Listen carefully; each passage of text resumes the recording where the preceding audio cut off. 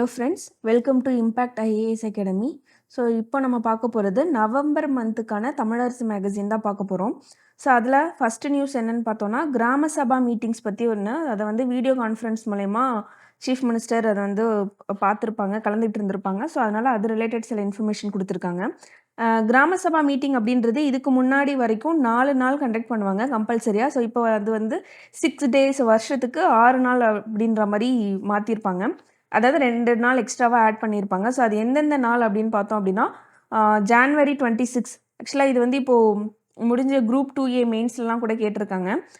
January 26 நமக்கே தெரியும் republic டே. March 22 அப்படின்றது வாட்டர் டே.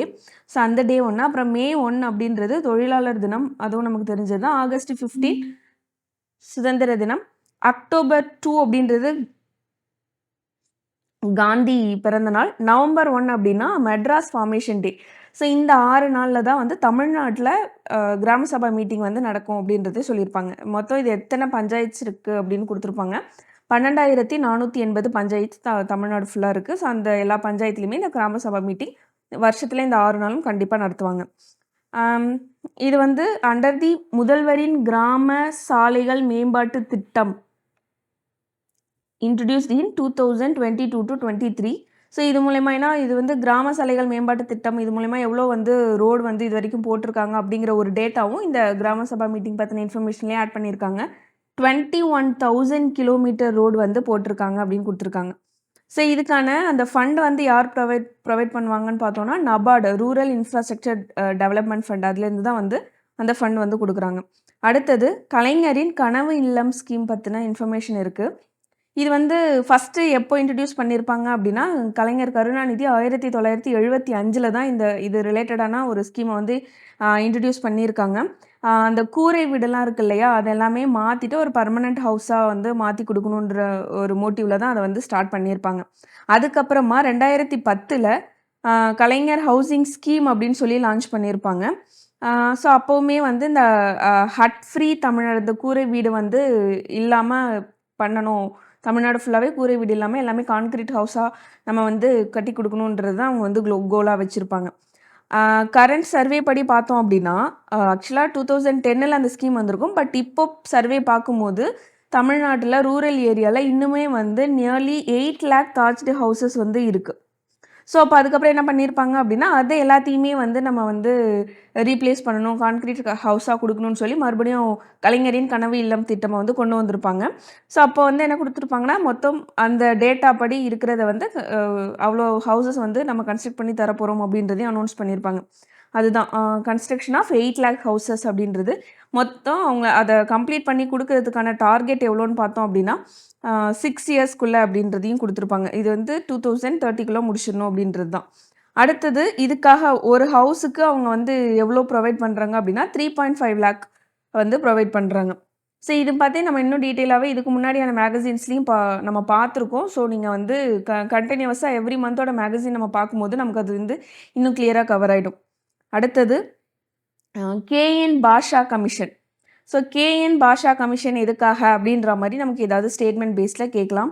ஸோ இந்த கமிஷன் எதுக்காக போட்டிருக்காங்க அப்படின்னா, to recommend legislative measures to prevent honour killings within the state. So அந்த ஹானர் கில்லிங் வந்து நடக்கிறத ப்ரிவெண்ட் பண்ணுறதுக்காக தான் இந்த கமிஷன் வந்து ரெக்கமெண்ட் பண்ணியிருப்பாங்க. அண்ட் அது ரிலேட்டடாக அனலைஸ் பண்ணுறதுக்காக தான் இந்த கமிட்டியும் போட்டிருப்பாங்க.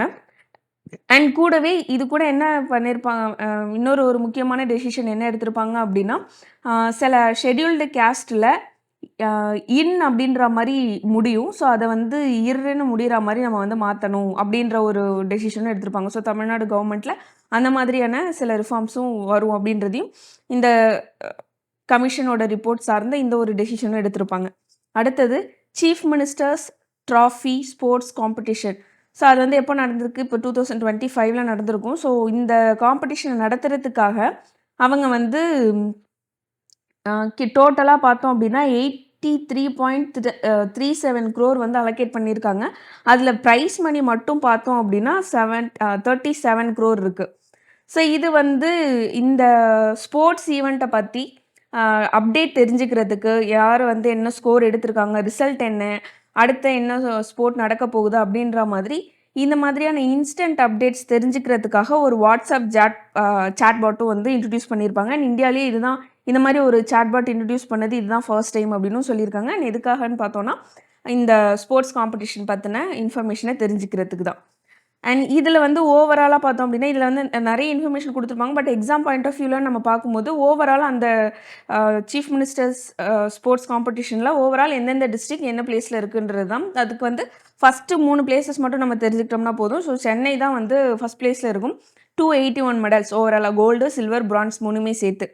செங்கல்பட்டு தான் வந்து செகண்ட் பிளேஸ். கோயம்புத்தூர் டிஸ்ட்ரிக்ட் தான் வந்து தேர்ட் பிளேஸ். அடுத்தது அரண் shelter homes for transgender persons. So இது வந்து என்ன அப்படின்னா அரண் ஷெல்டர் அப்படின்றது இப்போ நம்ம வந்து இப்படி தோழி ஹாஸ்டல் அப்படின்னு சொல்லி ஒர்க்கிங் விமென் அண்ட் விமென்காக வந்து கொண்டு வந்திருக்காங்க. அதே மாதிரி டிரான்ஸ்ஜெண்டருக்காக கொண்டு வந்தது தான் இந்த அரண் ஷெல்டர் அப்படின்றது. ஸோ இது எங்கெங்கெல்லாம் வந்து கன்ஸ்ட்ரக்ட் பண்ண போகிறாங்கன்னா சென்னையில் ஷெனாய் நகர், அண்ணா நகர், அப்புறம் வந்து மதுரை இந்த பிளேசஸ்லலாம். இதுக்கு வந்து எவ்வளோ காஸ்ட் அலோகேட் பண்ணியிருக்காங்கன்னு பாருங்கள். 43.88 lakh வந்து அலோகேட் பண்ணியிருக்காங்க. ஸோ இது வந்து அந்த டிரான்ஸ்ஜெண்டர் பர்சனுக்கு வந்து டெம்பரரியாவோ இல்லைனா வந்து பெர்மனண்ட்டாவோ அவங்களுக்கு வந்து ஒரு சேஃப்டியாக அவங்களுக்கு ஒரு அக்காமடேஷன் கொடுக்கறது தான் இதோடைய மெயின் மோட்டிவ். பர்மனெண்ட் அப்படின்னாலுமே அதோட வந்து அந்த லிமிட் எவ்வளோ அப்படின்னு பார்த்தோம்னா 1 வீக்லேருந்து மேக்ஸிமம் ஆஃப் 3 years வரைக்கும் இந்த அரண் ஷெல்டர் வந்து அவங்க யூஸ் பண்ணிக்கலாம். அண்ட் அது கூடவே டிரான்ஸ்ஜெண்டர்ஸ்க்காக வேறு என்னென்ன மாதிரியான வெல்ஃபேர் ஸ்கீம்ஸ் எல்லாம் பண்ணியிருக்காங்க அப்படின்றதையும் கொடுத்துருப்பாங்க. ஸோ டெஸ்டிடியூட் டிரான்ஸ்ஜெண்டர் பர்சன்ஸ்க்காக மந்த்லி பென்ஷனாக எவ்வளோ கொடுக்குறாங்க அப்படின்னா 1500. ஸோ இந்த மாதிரி மந்த்லி பென்ஷன் எவ்வளோ அமௌண்ட் என்ன அப்படின்றது ரிலேட்டடாக இதுக்கு முன்னாடி ப்ரிலிம்ஸ்லலாம் நிறைய கொஷின் நமக்கு கேட்டிருக்காங்க. ஸோ அந்த பாயிண்ட் ஆஃப் வியூவில் இது ரொம்ப முக்கியம். அதுக்கப்புறமா விடியல் பயணம் ஸ்கீம் ஃபஸ்ட்டு மகளிருக்கு மட்டும் வந்தது. அதுக்கப்புறமா டிரான்ஸ்ஜெண்டர் பர்சன்ஸ்க்கும் அதை வந்து எக்ஸ்பேண்ட் பண்ணியிருப்பாங்க. அப்புறம் அவங்க மட்டுமே இருக்கக்கூடிய செல்ஃப் ஹெல்ப் குரூப்பும் வந்து ஃபார்ம் பண்ணுறது. அதுக்கப்புறம் அந்த புதுமை பெண் தமிழ் புதல்வன் ஸ்கீம் இருக்கு இல்லையா, மந்த்லி 1000 rupees ப்ரொவைட் பண்ணுறது, அதை வந்து டிரான்ஸ்ஜெண்டர் ஸ்டூடெண்ட்ஸுக்கும் வந்து எக்ஸ்டெண்ட் பண்ணியிருக்காங்க. ஸோ இதெல்லாமே அவங்களுக்கான சில வெல்ஃபேர் ஸ்கீம்ஸ்.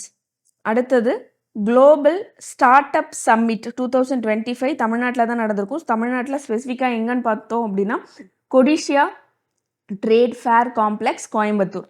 ஸோ இது யார் வந்து இதை ஆர்கனைஸ் பண்ணி நடத்தியிருப்பாங்கன்னு பார்த்தோம் அப்படின்னா டான்சிம். ஸோ இதெல்லாமே வந்து அப்ரிவேஷனாக கேட்பாங்க.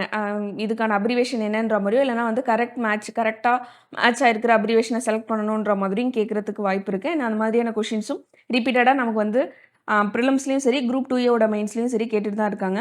ஸோ இந்த டான்சிம் அப்படின்றதுக்கான ஃபுல் ஃபார்ம் என்னென்னு பார்த்தோன்னா Tamil Nadu start up and innovation mission. So இவங்க தான் இந்த குளோபல் ஸ்டார்ட் அப் சமிட்டை வந்து ஆர்கனைஸ் பண்ணியிருப்பாங்க. எதுக்கு கீழே அப்படின்னா டிபார்ட்மெண்ட் ஆஃப் MSMEக்கு கீழே.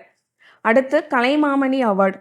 ஸோ இது வந்து பெருசாக நமக்கு வந்து எக்ஸாமில் இது ரிலேட்டடாக நமக்கு கேட்க வாய்ப்பு இல்லை. பட் ஜஸ்ட் தெரிஞ்சுக்கலாம். 3 வருஷத்துக்கான கலைமாமணி அவார்டு வந்து கொடுத்துருப்பாங்க. அதில் வந்து நிறைய பேருக்கு அது போயிருக்கும். பட் அதில் வந்து கொஞ்சம் ஸ்பெசிஃபிக்காக உள்ளது மட்டும்தான் இந்த இடத்துல கொடுத்துருக்காங்க. 2021, 22 அண்ட் 23க்கான கலைமாமணி அவார்டு வந்து நிறைய பேருக்கு கொடுத்துருப்பாங்க. பட் அதில் வந்து ஸ்பெசிஃபிக்காக கொடுத்துருக்கிறதுனா இப்போ பாரதியார் நேமில், சுப்புலக்ஷ்மி நேம்லலாம் யார் யாருக்கு அவார்டு போயிருக்கு அப்படின்றது மட்டும் நம்ம தெரிஞ்சுக்கலாம். பாரதியார் அவார்டு, அதாவது லிட்ரேச்சர் ஆஸ்பெக்டில் இதை யாருக்கு கொடுத்துருக்காங்க அப்படின்னா டாக்டர் என் முருகேச பாண்டியன் அப்படின்றவங்களுக்கு பாரதியார் அவார்டு. அடுத்தது MS சுப்புலக்ஷ்மி அவார்டு யாருக்கு போயிருக்கு அப்படின்னா பத்ம விபூஷன் டாக்டர் KJ ஏசுதாஸ் அவங்களுக்கு. அடுத்தது பால சரஸ்வதி அவார்டு. ஸோ இது வந்து டான்ஸுக்காக. அண்ட் இந்த அவார்ட்லாம் என்ன ஆர்ட்டுக்கு போகுது அப்படிங்கிறதும் நமக்கு தெரியணும். பாரதியார் அவார்டு வந்து லிட்ரேச்சருக்கு, MS சுப்புலக்ஷ்மி அவார்டு வந்து மியூசிக்கு, அந்த பால சரஸ்வதி அவார்டு வந்து டான்ஸ். ஸோ அது யாருக்கு அப்படின்னு பார்த்தோன்னா பத்மஸ்ரீ முத்து கண்ணம்மாள் அவங்களுக்கு இந்த அவார்ட்ஸ்லாம் கொடுத்துருக்காங்க. இந்த அவார்ட்ஸ் ஒவ்வொருத்தவங்களுக்குமே வந்து 1 lakh ரூபியும் ஒரு சர்டிஃபிகேட்டும் வந்து கொடுத்துருக்காங்க. அடுத்தது பிளட் டொனேஷனில் தமிழ்நாடு வந்து லீடிங்கில் இருக்குது அப்படின்ற ஒரு இன்ஃபர்மேஷனும் இருந்திருக்கு. ஒவ்வொரு வருஷமும் ஃபஸ்ட்டு மண்டே ஆஃப் அக்டோபர் இதுதான் வந்து நம்ம நேஷ்னல் வாலண்டரி பிளட் டொனேஷன் டேவாக செலிப்ரேட் பண்ணுறோம். இந்த 2025 தீம் என்னன்னு பாருங்கள், give blood give hope together we save lives. So Tamil Nadu uses a web based system called Rakt Kosh அப்படின்றது என்ன அப்படின்னா to monitor the functioning of blood banks and check the availability of blood types in real time. So எங்கே வந்து அது எப்படி function ஆகிருக்குன்றதும் அவங்களுக்கு தேவையான blood குரூப்போட அவைலபிலிட்டி பற்றி தெரிஞ்சுக்கிறதுக்கும் இந்த வெப்சைட் வந்து யூஸ் ஆகுது. அடுத்தது அன்பு கரங்கள் ஸ்கீம். அன்பு கரங்கள் ஸ்கீம் எப்போ லான்ச் பண்ணியிருக்காங்க அப்படின்னு பார்த்துக்கோங்க. லான்ச் டேட் இப்போது நடந்த குரூப் 2A உடைய மெயின்ஸ் எக்ஸாம்லாம் நம்ம பார்த்துருப்போம். ஸ்கீமும் அந்த ஸ்கீம் லான்ச் பண்ண டேட்டும் கேட்டிருக்காங்க. ஸோ ஜஸ்ட்டு இயர் மட்டும் இல்லாமல் இந்த மாதிரி டேட்டாக கேட்குறாங்க. ஸோ அதனால் நம்ம இந்த ஸ்கீமுக்கும் இந்த டேட்டும் பார்த்துக்கிறது ரொம்ப நல்லது. இந்த அன்பு கரங்கள் ஸ்கீம் எப்போ லான்ச் பண்ணியிருக்காங்க அப்படின்னு பார்த்தோம்னா 15/9/2025. ஸோ எந்த டிபார்ட்மெண்ட்டும் பாருங்கள், department of social welfare and women empowerment. So இது மூலயமா செமி ஆர்ஃபன் சில்ட்ரன் இருக்காங்க இல்லையா, அதாவது 18 வயசு வரைக்கும் உள்ளவங்களுக்கு கைவிடப்பட்ட அப்புறம் வந்து ஆர்ஃபன் சில்ட்ரன்ஸ் அவங்களுக்குலாம் வந்து மந்த்லி 2000 rupees வந்து அவங்க பேங்க் அக்கௌண்ட்டுக்கு போட்டுவாங்க. ஸோ அதுதான் இந்த அன்பு கரங்கள் ஸ்கீம் அப்படின்றது. அடுத்து மிஸ்சலேனியஸாக வேறு என்னென்னலாம் வந்து இந்த மந்த் மேகசினில் இருக்குது அப்படின்னு பார்த்தோன்னா, இந்த மாதிரி நிறைய பேருடைய பர்த் அனிவர்சரி, டெத் அனிவர்சரிலாம் செலிப்ரேட் பண்ணியிருப்பாங்க. ஸோ இதுவுமே எக்ஸாம் பாயிண்ட் ஆஃப் வியூவில் ரொம்ப முக்கியம்.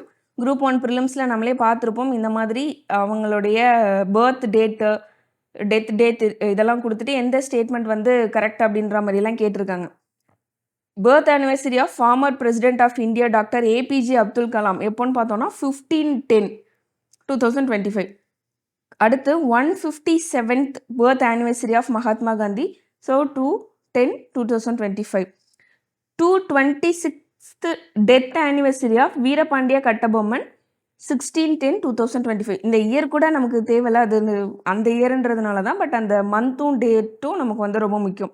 அடுத்து November 14 birth anniversary of Pandit Jawaharlal Nehru. November 23 வந்து birth anniversary of poet Suratha. அடுத்து November 8 வந்து birth anniversary of Veeramamunivar. So அதில் வந்து வீரமாமுனிவர் பற்றின சில இன்ஃபர்மேஷனும் கொடுத்துருக்காங்க. இந்த வீரமாமுனிவரோட ஒரிஜினல் நேம் என்னன்னு பார்த்தோன்னா கான்ஸ்டான்சோ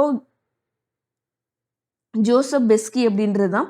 ஸோ இவர் வந்து இட்டாலியிலேருந்து தான் தமிழ்நாட்டுக்கு வந்திருப்பார். அவங்க வந்து ஃபஸ்ட்டு ஒரு கிறிஸ்டியன் மிஷினரியாக தான் வந்து தமிழ்நாட்டுக்கு வந்திருப்பாங்க. எந்த வருஷம்னு பாருங்கள், அரௌண்ட் 1710. ஸோ அதுக்கப்புறம் இவர் எழுதின சில புக்ஸ் பற்றி கொடுத்துருக்காங்க. சதுர அகராதி அப்படின்றது ஃபர்ஸ்ட் ஸ்ட்ரக்சர்டு தமிழ் டிக்ஷனரி. அடுத்து தொன்னூல் விளக்கமும் இவர் எழுதினது தான், தமிழ் கிராமர் ட்ரீட்டிஸ். அடுத்து திருக்குறளை வந்து லத்தீனில் டிரான்ஸ்லேட் பண்ணியிருப்பார். அந்த திருக்குறளையும் அறத்துப்பால் மற்றும் பொருட்பால் இது 2 மட்டும்தான் வந்து லத்தீனில் டிரான்ஸ்லேட் பண்ணியிருக்காங்க. தேங்க்யூ.